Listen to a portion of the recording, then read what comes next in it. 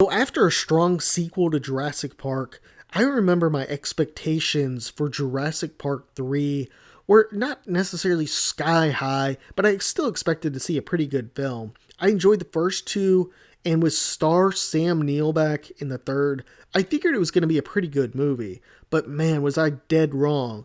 Jurassic Park 3, it suffered from a terrible storyline, really bad casting, and CGI that looked worse than the first movie, which there's really no excuse from that. In some, I'm not sure how this movie managed to mess up so much, but it surely did. Now, the first thing I need to point out in this review is the selection of Tia Leone and William Macy for the roles. Both are solid actors, and they're both solid actors, but they really struggled in this movie. Tia Leone, I'm not sure why. It seems like she didn't have the acting range to play this, the ignorant, overprotective mom. Maybe she wasn't very interested in doing the part and she regretted it later. But it really kind of surprised me considering how good she was in films like Deep Impact, Bad Boys, The Family Man.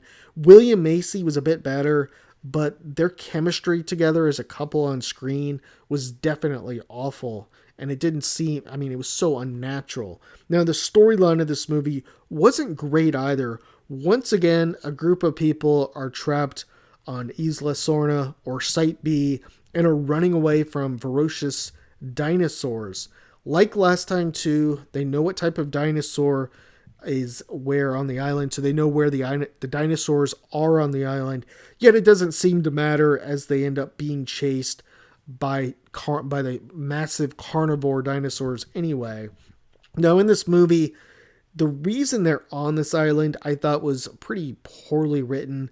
The two parents, William Macy and Tia Leone's son, was parasailing just off the island and disappeared with Tia Leone's boyfriend. Now, there's so much wrong with this, I'm not even sure where to start. Who goes parasailing right off the coast of an island inhabited by deadly dinosaurs? An island where a few years ago dozens of trained mercenaries were slaughtered. Have they never heard of pterosaurs or flying dinosaurs? And why couldn't they have just parasailed off the coast of Costa Rica or like anywhere else on planet Earth? Regardless, the parents are convinced their son is alive and well, and they swindle Alan, who's Sam Neill, into coming with them. They tell him they're going to fly over the island, but eventually they land, they crash, and essentially start running from a Spinosaurus, which was a nice little addition, dinosaur-wise, to the film, although the CGI for it looked very bad.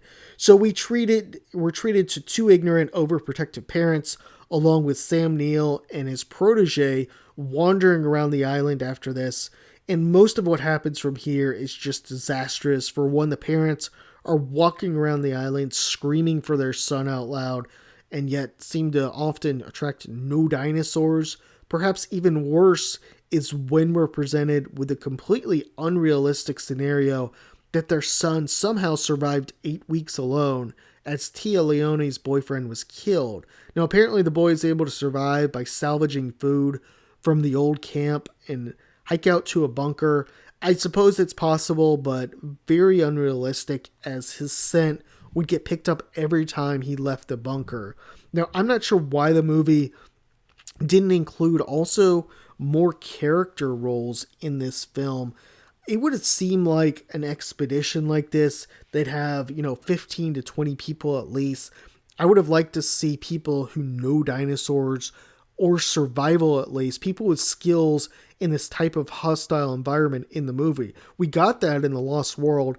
In this movie, though, everyone is just so ignorant, and it's like the writers said, hey, we got Sam Neill back. We can just do what we want. We don't have to spend a lot of time on the script here. Now, one final thing I want to call out is the end and Sam Neill.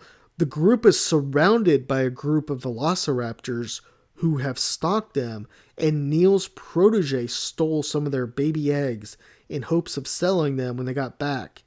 Anyhow, as the velociraptors prepare to devour Sam Neill and the others, Neil blows into a raptor larynx, which apparently stops the attack. I mean, he's able to speak Raptor now. He's able to communicate with them, tell them not to attack, even though they just stole their eggs. This movie just seemed to be doomed from the beginning, though. For one, Laura Dern, who played Ellie in the first one, Sam Neill's love interest or girlfriend, she's now a homemaker and split up from Sam Neill or Alan. I'm not sure why she wasn't written more into the movie, but I just don't understand. It would have been so much better if she was there on the island. Also, why are they broken up exactly? They could have easily showed them as a couple, maybe having money problems and taking the job so they could, because they needed the money, they had to pay the bills. All this said to date, this is the worst movie in the Jurassic Park franchise, in my opinion, even with the new ones. It failed on so many fronts, and even, Fallen Kingdom and Dominion, they weren't great, but they were better than this. Anyhow, let me know any thoughts, comments you have on this movie. Have you seen it? Do you remember it? What do you think? Appreciate it.